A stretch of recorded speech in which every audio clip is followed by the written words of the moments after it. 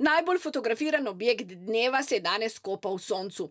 Naše razkritje na črno zgrajene posesti družine Tirk je sprožilo nova vprašanja, prineslo pa tudi odgovor Vitoslava Tirka. Odzval se je s poročilom za javnost, ki so ga poslali iz Elesa. Vse domnevne nepravilnosti so neresnične. Nisem graditelj črne gradnje in nisem lastnik nobenega objekta na lokaciji, o kateri me sprašujete.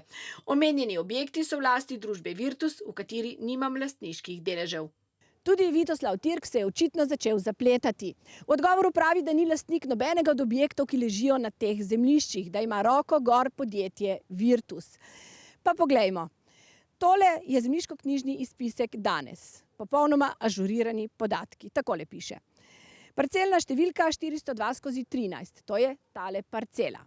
Vrsta rabe sadovnjak, dejanska raba, pozidano zemljišče. Imetnik Vitoslav Tirk do polovice, Metka Tirk do polovice. To po domače pomeni, da sta lastnika zemljišča in vsega, kar na njem stoji, zakonca Tirk. Vsakršno drugačno stanje bi se v zemljiški knjigi videlo. Tako pa ni vknjižen noben prenos lastninske pravice, niti ni plombe, da bi bil predlagan kakršenkoli vpis. Izdajalski so tudi podatki geodetske uprave. Ta je ugotovila, da za objekte na teh zemljiščih popis sploh ni bil opravljen.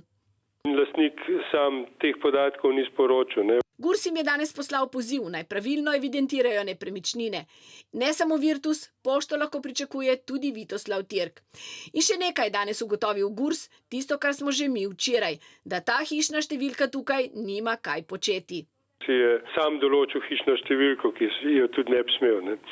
Ta hišna številka, ki je na tej stavbi, ne, v naših evidencah ne obstaja, ni bila nikoli uradno določena, to pa je prekršek. In inšpekcije nismo jih opazili na terenu.